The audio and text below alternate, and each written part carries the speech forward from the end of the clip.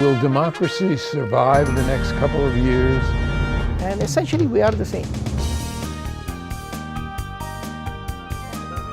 Can't have government choosing winners or losers.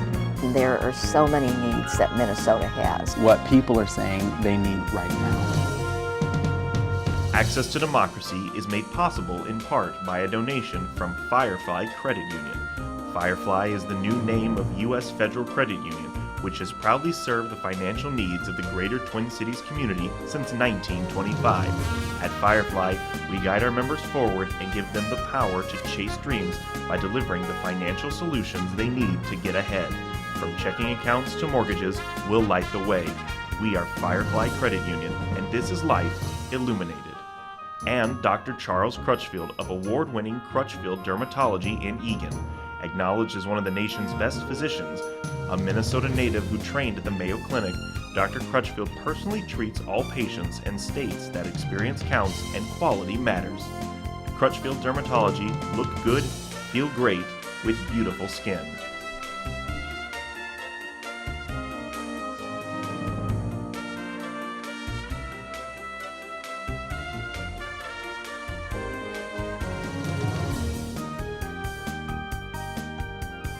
Access to Democracy returns. Alan Miller with you. And one of our favorite return guests has been a guest of ours since 2002 when he was ascending the Minnesota Supreme Court, Paul Anderson. And when I asked Judge Anderson, Justice Anderson, to come back today, he's now retired, he said, "What will we do?" And I said, "We'll have a casual conversation." So I dressed casually. I didn't realize you were going to dress. And this is groundbreaking. He took me to task. He took me to task. And now I feel so guilty. Put on a suit, you know. My life is now such that at least there's one event every day that makes me have to shave. There is nobody who is more in tune with national and local politics and the courts and the judiciary than Justice Paul Anderson, who has shared his talents around the world. But we just had a momentous election this past Tuesday, and I'd like to get your take on some of the things. Now, I'm going to start by saying is that, you know, what's part of the magnificence of our country is we have the possibility for revolutions. They're institutionalized and they're peaceful and they're called elections. You know, you don't get them every 2 years, but there's a possibility. And I think that you'd have to say we had a little bit of a counter-revolution in this last election because some things have changed. You know, the Senate, Republicans still maintain control. That's big time. But it really is big time when the House flips. A good friend of mine, Jack Young, a prominent national attorney, he handles a lot of re-elections, was handled Corey, said, Paul, he said, it's not the Senate flipping that makes the difference in D.C., but the House. 435 members, staff members, committees. This is big time. And despite what Trump says to try and diminish it, that's a big change. Well, we'll try to avoid talking about Trump, but we will talk about the fact that this is the 100th anniversary of women's suffrage, and it was the women of this country that turned the House around. It was the women of this country who ran this time, and there will be 100 in the federal government between the Senate and the House, and this is pretty exciting. Talk about revolution. Well, this is big time, and it's big time in the sense that you know, in the political area, you look for the vortex of the center of energy. And so much of the energy in the last election just was generated by women. And in a very nice way. I've talked recently to the AAUW, the League of Women Voters, and I can just feel the energy in those groups, and they want to change. And what's going to be key about this is that Doris Kearns Goodwin just did a book on leadership.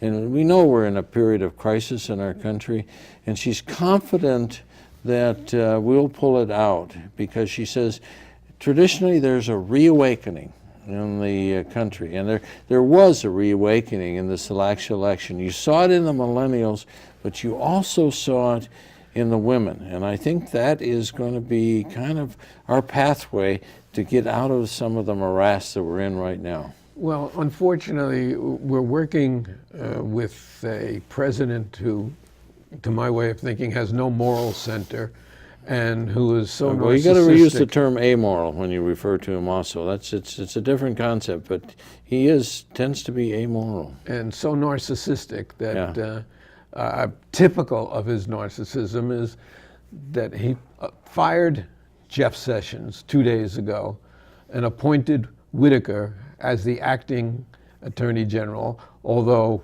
according to several columns and experts that I've read and listened to, it may be illegal for that man to take the office.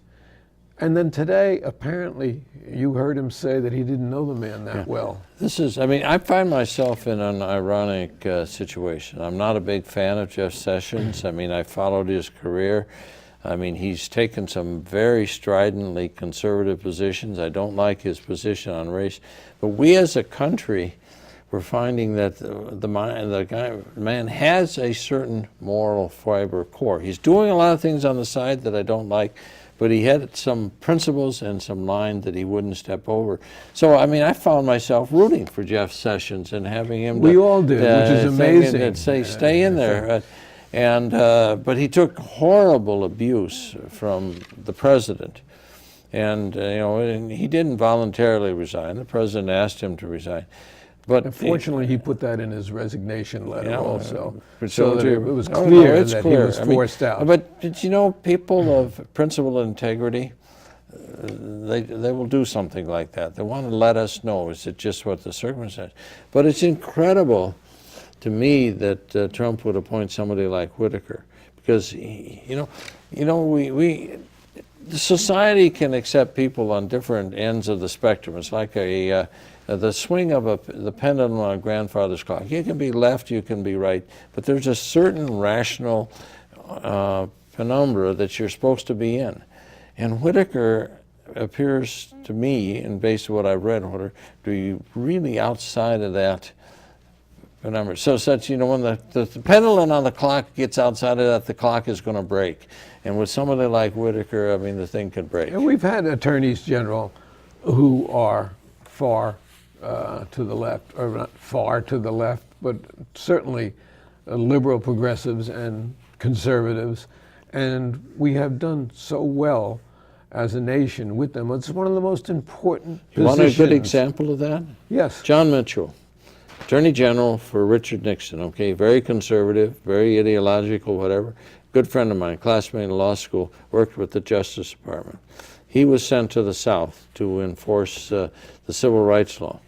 Mitchell gave a directive. He said, well, I'm not going to interfere with you. You do what's right. If you run into people like Bull Connor and think they should be held to account, fine, I'll back you. That's John Mitchell. John Mitchell got indicted and he's not treated. But that's right. But I think that what's happening now is that we're going really outside of the scope that really can be tolerable for democracy to work. And Well, this fellow Whitaker. Whitaker is even attacking Marbury versus Madison. 1803, Marbury versus Madison, which says the Supreme Court has the power to do what it's doing. Yeah. It's incredible, that type of thinking.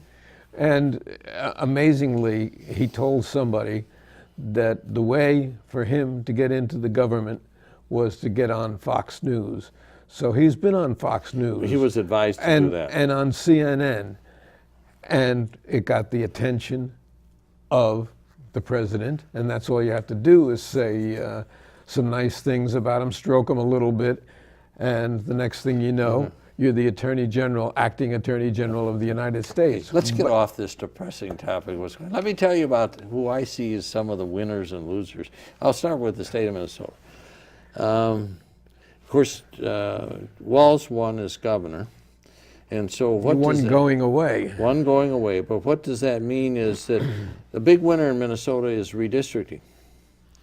is that we have had a tradition, one of the best traditions as far as basically an even-handed, balanced redistricting. I mean, one of the senators was at a national conference, says, well, let me tell you about it, Minnesota, how we do it, and the rest of them said, we're not going to pay attention to you, Minnesota's so different. But we've had a balance between Democrats and Republicans. The last two times the state Supreme Court did it, Walz has personally told me that he's committed to a nonpartisan commission. But however it gets done, it will be even and balanced, because we will have a balanced government handling. So Minnesota's a big winner. We're not going to have a lot of gamesmanship on redistricting. And as we sit here, there are states like Florida, which is coming back to haunt us, where they don't have that partisan, nonpartisan approach.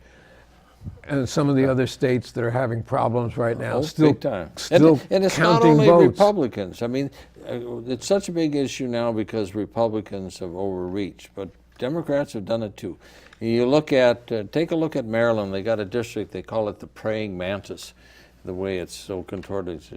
In Pennsylvania, you go on redistricting, gerrymandering Pennsylvania, you'll see the design of goofy kicking Donald. It's really, now, but here's where it makes a difference, is the Supreme Court in Pennsylvania looked at redistricting and overturned it and redid it. They stepped in. And 4 seats flipped. Right. And so now the congressional delegation is balanced and reflects the state. I think it's 9-9.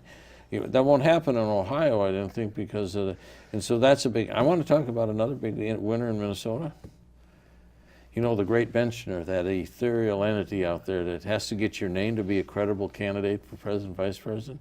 Well, the great bencher's got Amy Klobuchar's name. Absolutely, and Amy Klobuchar has become one of the most respected members of the Senate. Not Very only highly that, respected across the aisle. but works on both sides of the Yeah, aisle, and- and I have never heard a bad word about Amy. Oh, she's human. But see, some people are saying that we need a junkyard dog to take on Trump in the 2020 election. Maybe an Elizabeth Warren or somebody, Avenatti or whatever. I don't agree with that. No, I think it would be a Our mistake. country needs somebody that can bring us together and heal us.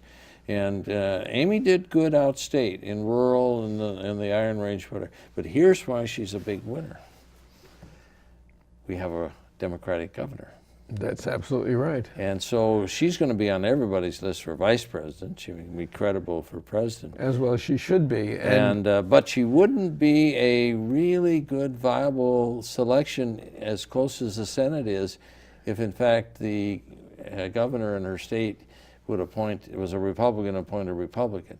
She can take a big sigh of relief. She doesn't have to worry about that in the background of the appointing. So Walz winning in Minnesota was big time as far as the potential national ambitions of Amy Klobuchar. I'm going to tell you another big one. You've come a long way, by the way. You, who were the campaign manager for Arnie Carlson. Oh, that's all right. And who ran on a Republican ticket. Well, but you need to understand, I'm a Lincoln Republican. I'm a Grant Republican. Even Garfield. I think what you're linking to is the Democrats now. But Dave Durenberger was asked the question and said, well, where are the moderate progressive Republicans now? Where do we find them? You know what his answer was? the graveyard? No, Tim Walz. Oh. I mean, that's the kind of the way things have changed. I'm going to give you Much more centrist, yes. I'm going to give you another winner who's kind of local. That's your senator out here in Egan.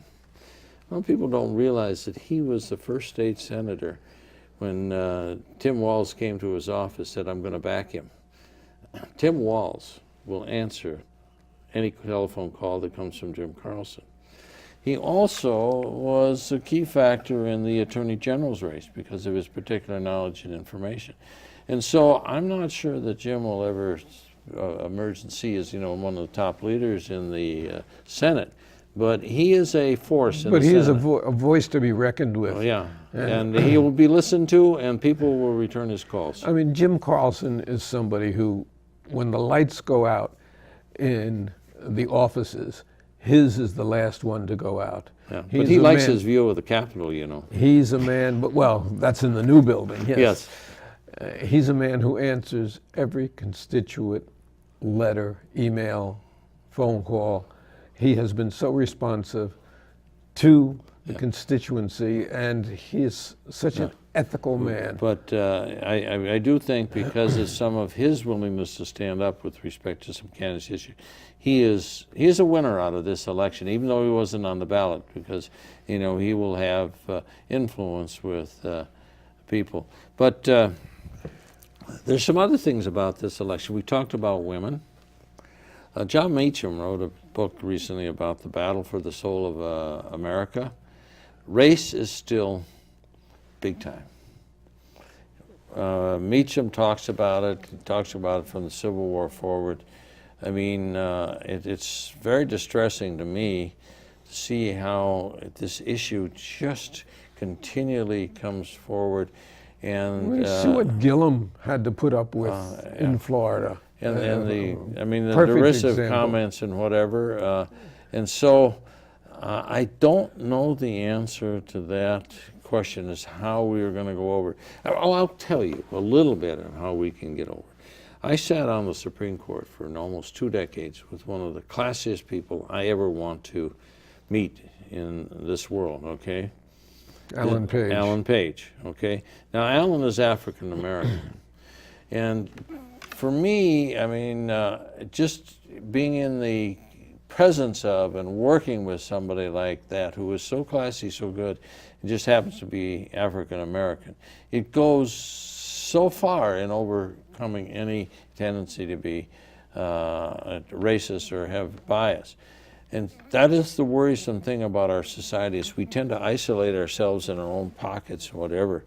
And so I am going to say that there is some solution to what we have. We need to have people stop profiling and going to their own groups and reach out. I had a good example this morning at a athletic facility I go to. I thought that the receptionist was, maybe tend to be a little conservative, whatever. But I talked about her. I saw the flags at half-mast and commented, I'm tired of flags at half-mast. Thoughts and prayers don't do it.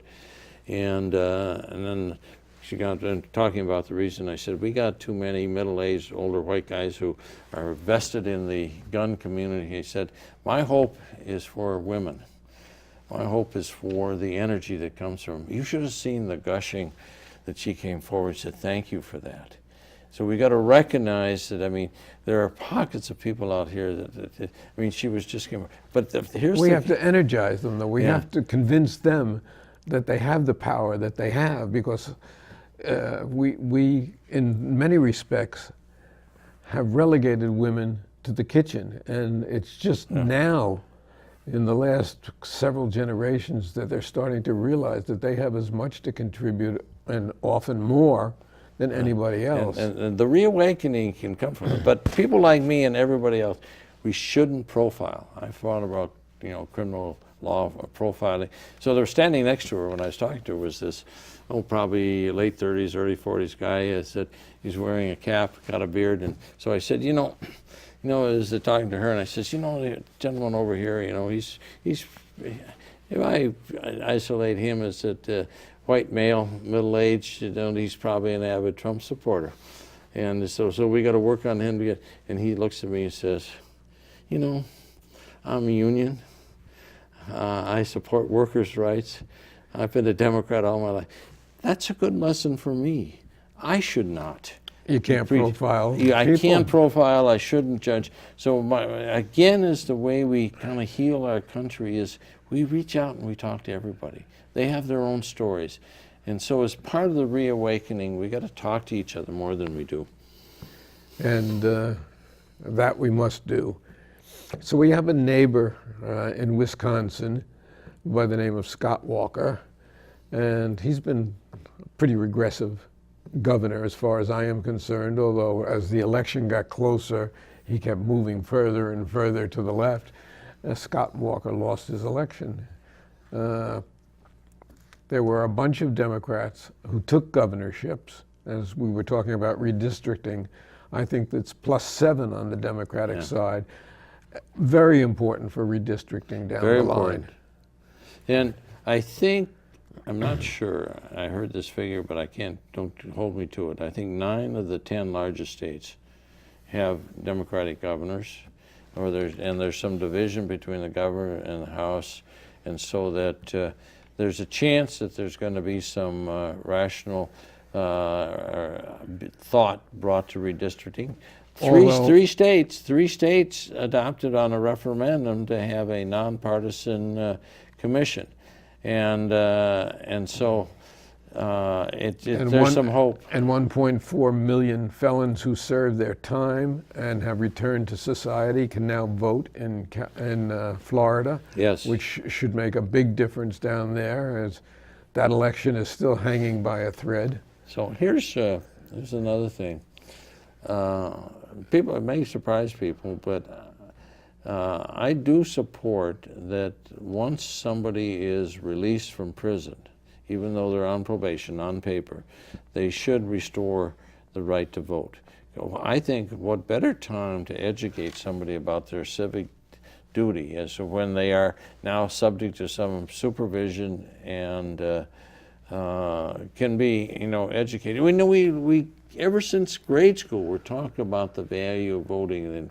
I'm not supporting the right to vote while you're in prison. I mean, you give up some of your civil rights when you're confined to prison, but when you're out in society and on that societal track to rehabilitation, I think it is important we instill in these people who are coming back into society their civic obligation and duty to vote. So I think with the change in the Minnesota House, there's a good chance that will pass. Because I would hope so. Well, last time there were Republican votes in the House Yes. that were supporting that, but the leadership didn't. I mean, I testified before, so I have some knowledge of this. The leadership did not want that to be a issue that some of their members had to either say they supported in the upcoming election.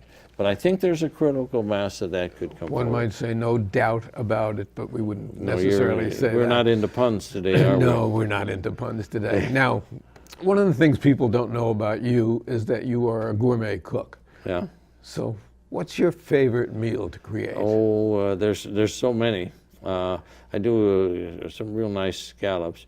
But we once did a meal centered around presidential recipes. I make a really good Tidewater crab cake that I think it was Zachary Taylor served in the White House. It's easy and it's good.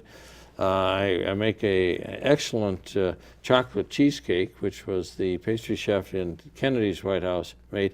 I don't make it as much anymore because it is so rich and so fattening. It's a large cake, and so, but that's fun, and it gives me a little bit of a distraction and from other things going on in life. And you were just involved in a round table of sorts. Tell me about that. Okay. Oh, you're going to go there, aren't you? Sure. I became involved in the race for Attorney General. I had some particular and specific knowledge with respect to both candidates, one in particular. I was very offended when Wardlow announced that he was going to summarily terminate 42 staff attorneys who he thought leaned Democrat. Which we'd have no way of knowing because we don't anyway, register. I mean, I talk to people, and most people internally, they don't know it. But I was an assistant attorney general. Ironically, in 1970, I was on the attorney general staff, but Doug Head had asked me to work on his campaign. Doug Head lost the election. Warren Spanish won as attorney general. So I figured I was toast in that office. Warren interviewed me. We talked about politics. At the end of the interview, Warren Spanish offered me a job. He said, I want good attorneys. I hear you're a good attorney. I've got a confirmation from Walter Mondale that that's the way he approached it. I knew Doug Head approached it that way. And that's the way you should approach it. And in 1990, when we had this real tough contested election, Skip Humphrey stepped aside, had Jack Thunheim, his deputy, worked with Joan Grove because he didn't want politics to be. And so that offended me greatly. So I was asked to comment on thing, and there was a round table. Walter Mondale was there, Skip Humphrey was there. I said I wouldn't be part of the round table, but I might come and maybe ask Keith a question, because I wanted him clearly on the record as to what he would do with staff attorneys. Well, then the Vice President invited me to come up, and so I did ask the question, and then there was some question about Wardlow and a blog he had hosted and sponsored when he was on the court, and that was really bothersome to me. But it was, you know what bothered me most about that roundtable? The Vice President did ask me to come up and join them, and he had to ask me twice. But you know, when the Vice President asks you, you can't turn him down. And there was a chair that was close, so I could, you know, if we did go up, I could pull a chair up. But a reporter took that chair. And so I had to bring up a chair myself. And there was a great overlay with the commentator saying, in an unexpected announcement that Supreme Court Justice announced that he was supporting Keith Ellison. She did that as I was pushing this chair across the front of the round. It looked like I was an old man pushing a walker. I mean, I hope that I mean, I hope that tape just kind of goes into a great abyss of a black hole, because I did not look well on that. A reporter taking a chair in the Trump administration, that reporter would lose his credentials. Yeah, that's true. That Anyway. was another sad swipe at the First Amendment that happened this week.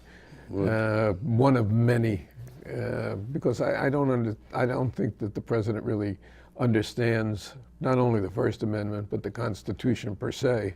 Well, I'm going to come back to Whitaker on this one. Okay.